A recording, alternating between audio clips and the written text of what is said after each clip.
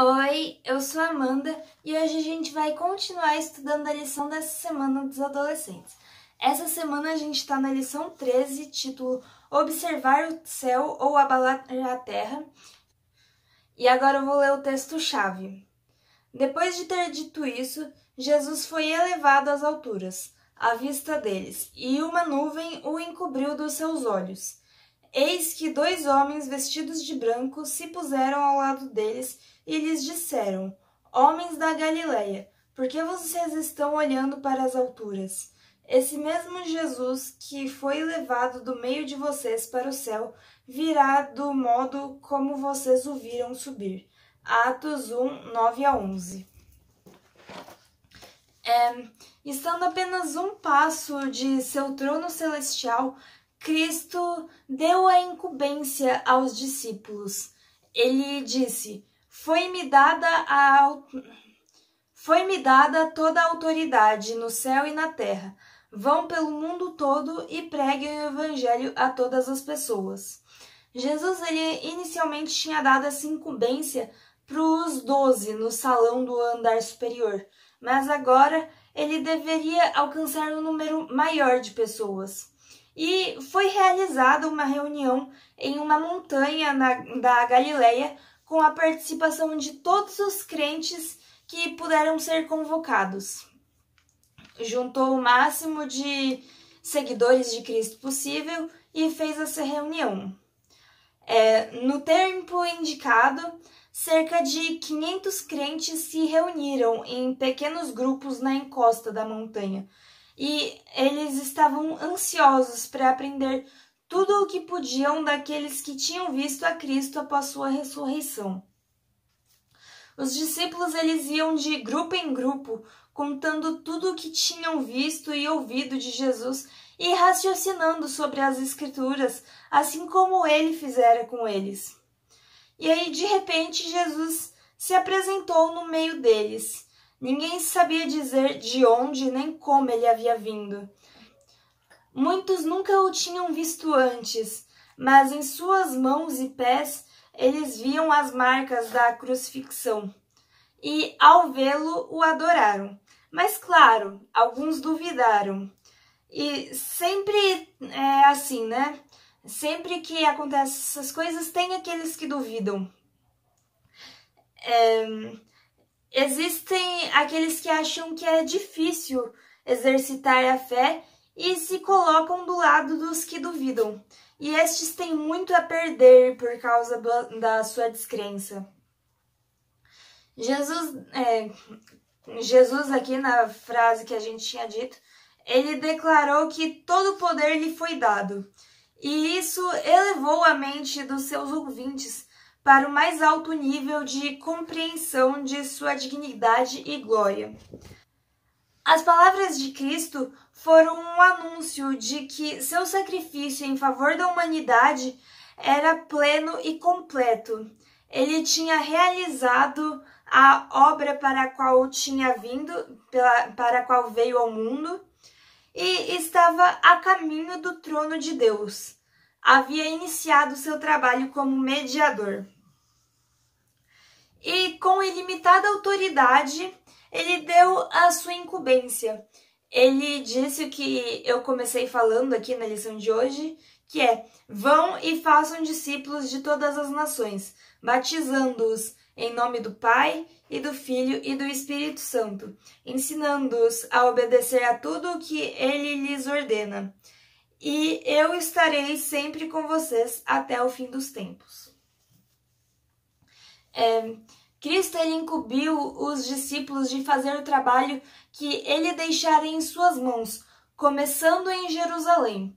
Jerusalém tinha sido o palco de sua maravilhosa condescendência para com a raça humana, e Cristo havia espalhado a semente da verdade, e essa semente produziria abundante colheita. As primeiras ofertas de misericórdia deviam ser apresentadas aos assassinos do Salvador. Havia muitos em Jerusalém que acreditavam em Jesus secretamente e muitos que tinham sido enganados pelos sacerdotes e líderes religiosos. os discípulos deviam chamá-los ao arrependimento. Enquanto toda Jerusalém ainda estava comovida pelos emocionantes eventos de poucas semanas atrás, a pregação do Evangelho causaria a mais profunda impressão. O trabalho não devia parar, ele devia ser estendido até os confins da terra. E por intermédio do Espírito Santo, sinais e maravilhas confirmariam o testemunho dos discípulos, não somente os apóstolos, mas os que receberam suas mensagens realizariam milagres. Aqui está o que Jesus disse, que foi: estes sinais acompanharão os que creem. Em meu nome expulsarão demônios, falarão novas línguas, pegarão em serpentes, e se beberem algum veneno mortal, não lhes farão mal nenhum. Imporão as mãos sobre os doentes, e estes ficarão curados. Jesus ele sabia que tentariam matar suas testemunhas, e por isso prometeu protegê-las. Além disso que ele tinha dito, prometeu protegê-las. E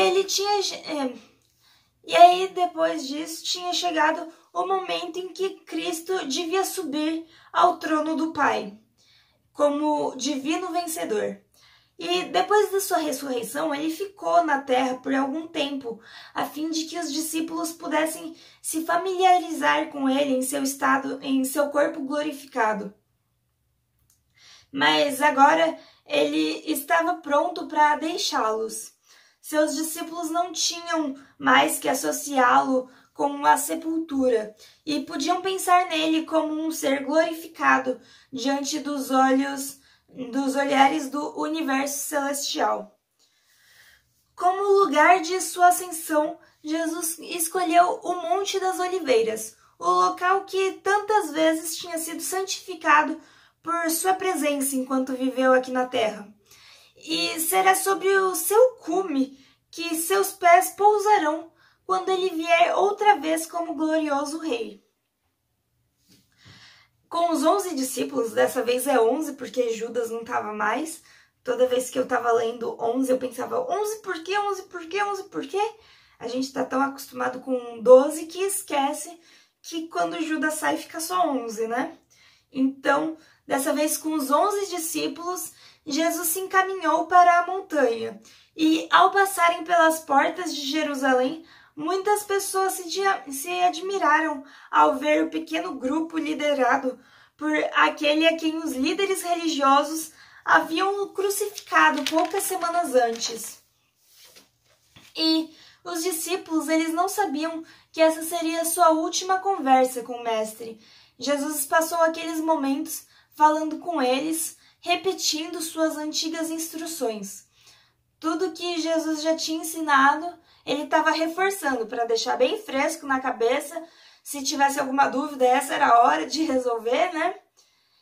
E para ele poder ir para o céu, né? E quando eles chegaram ao Monte das Oliveiras, Jesus conduziu os discípulos até os arredores de Betânia, passando antes pelo cume do monte. E ali ele parou e os discípulos se reuniram em torno dele. E ele os contemplou amorosamente.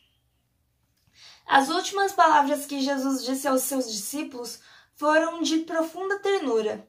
Com a mão estendida para abençoar, como que para lhes garantir seu cuidado protetor, ele subiu lentamente ao céu, por uma força mais forte do que qualquer força de atração terrestre.